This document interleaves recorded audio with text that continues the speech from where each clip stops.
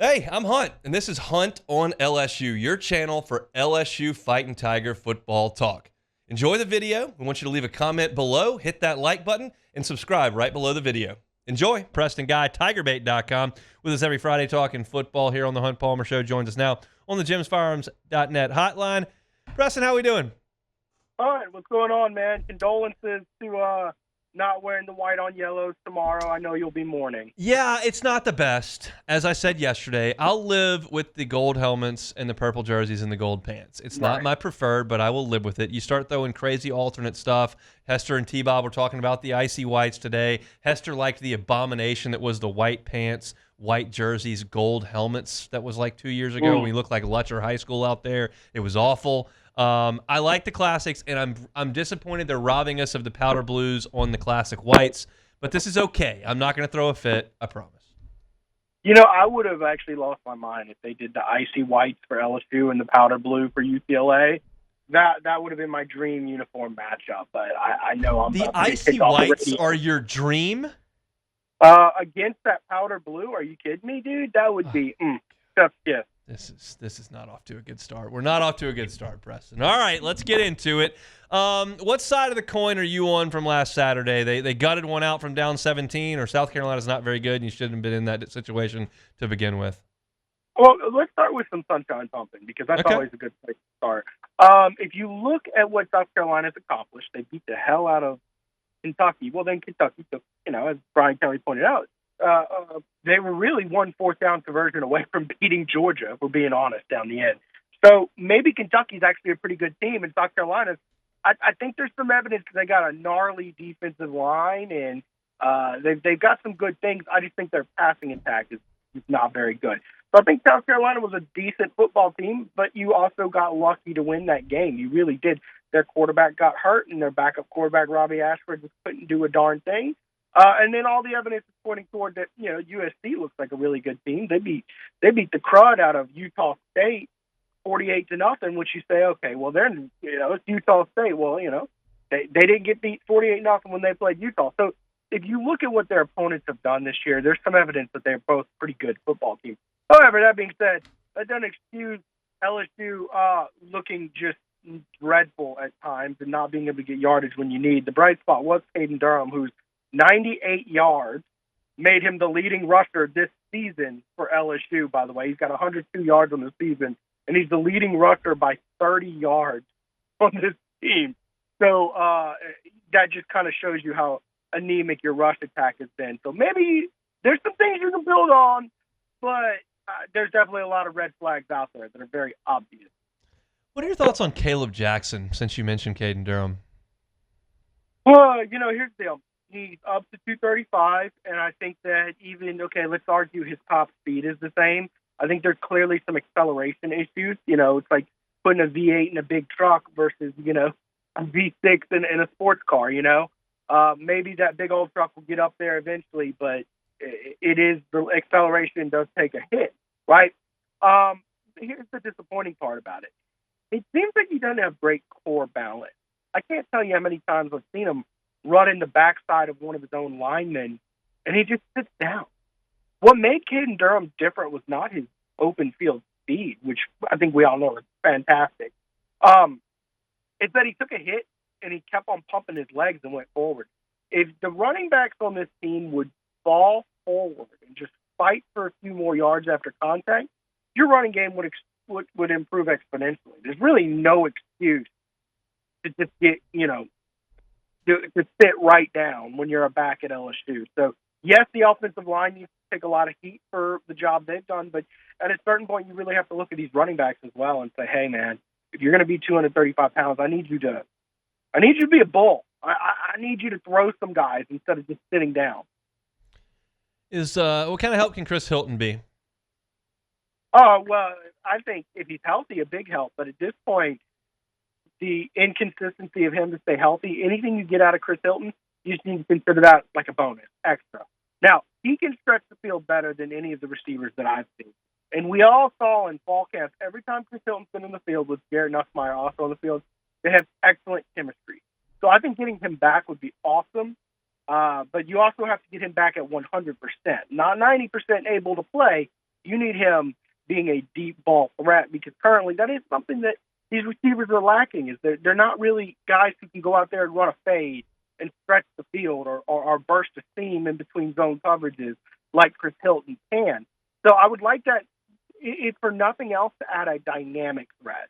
To say, you've got these guys, Kyron Lacey and C.J. Daniels, who are great shifty route runners and catch the ball underneath, but you also have to cover this guy over the top. So you can't just go out there and run underneath coverages. You can't just run cover two all day. You're going to have to do some things to stop Chris Hilton downfield. So it'd be great, but I'm just telling you, when a guy's been as hurt as often as he's been, don't rely on it. Just consider it extra. Preston Guy, TigerBait.com, with us every Friday here on the Hunt Palmer Show. Let's go to the defense. What did you see from the defensive tackle situation post-Guillory in Columbia? Yeah, I mean, clearly there were some lapses. They rotated a lot of guys, definitely. What I really noticed is it's like, so South Carolina is obviously a run-heavy team. They went to a 4-3, which I thought was an interesting approach to this. Basically, to make up for that deficit at tackle, to coach around it, so to speak, they're reinforcing it with extra linebackers, which I thought is a interesting decision. I wonder if you'll be able to do that against teams that are more pass-happy. Are you going to have to maybe consider a 3-3-5? I thought they would look toward a 3-3-5, but we'll see. We'll get a better look sooner than we expected, because South Alabama's putting some points on the board. I don't know that I'd be hard-pressed to tell you which one of those wins will be tougher, UCLA or South Alabama, the way they're playing. I don't think they'll score 80 here, but they have done that in Louisiana, so we'll be leery of the Jaguars next week. These UCLA wide receivers are fairly talented, some say. I can't tell you. I've watched a ton of them, but they've gotten scholarship offers to Notre Dame and UCLA, and they just haven't gotten them involved. Are you concerned at all about their ability to throw the ball in LSU secondary? I mean, look, with LSU secondary, you got to be worried about any receiver. Sure. I mean, that's just the name of the game at this point.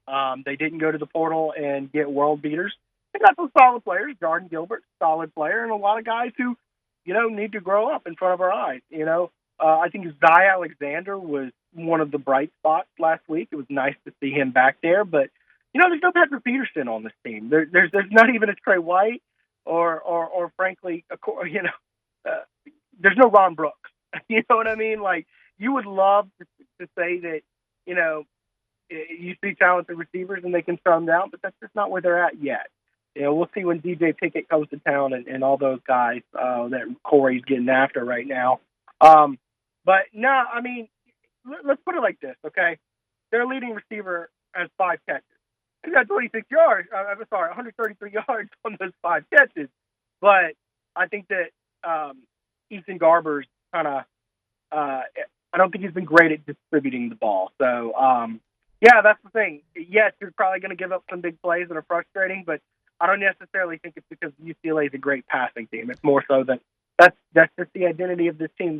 They make some aggressive plays. They play good sometimes, but, they give up a lot of big plays.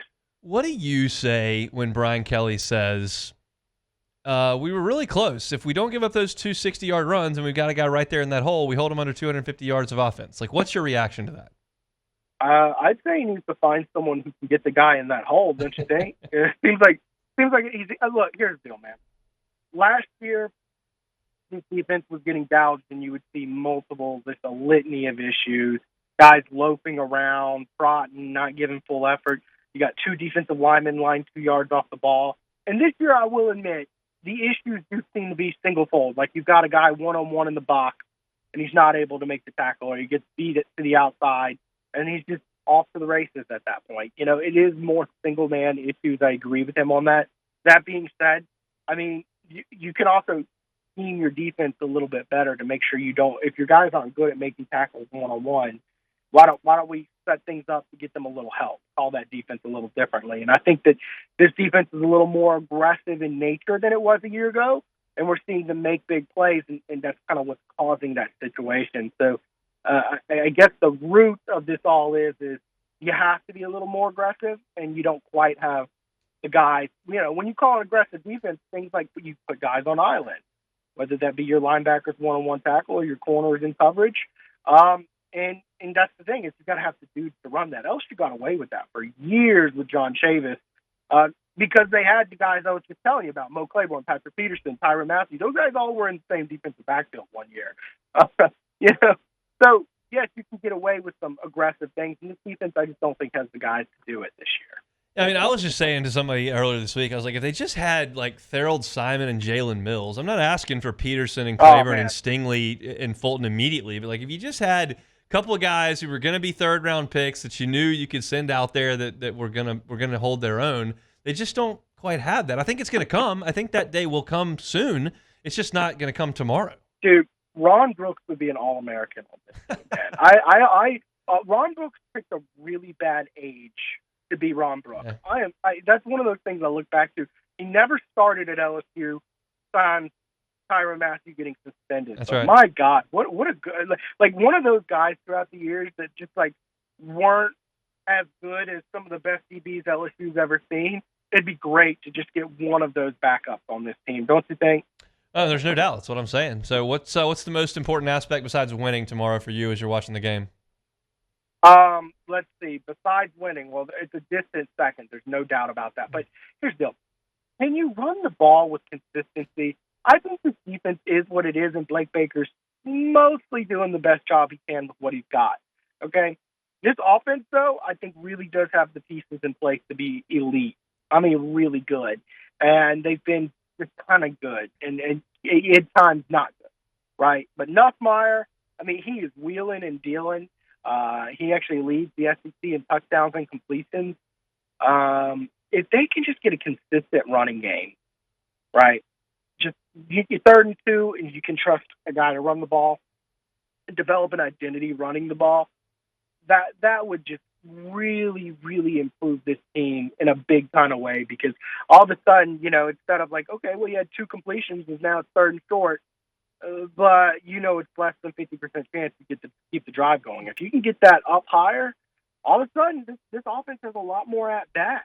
Just overall, you got to convert short yardage situations, and you got to put yourself in manageable downs and distances. And right now, we haven't seen it so far outside of a few runs from Caden Durham last game.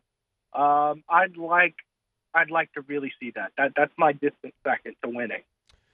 We'll see if we see it. You can find Preston Guy a lot of places. TigerBait.com right here every Friday at 1:15, of course, and on Monday nights on the Tiger Bait YouTube channel. Preston, have a great weekend. We appreciate it, man.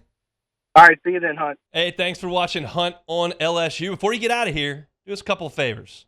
Hit that like button, leave your comments below, and subscribe to the channel for all your Fighting Tiger football talk. See you next time.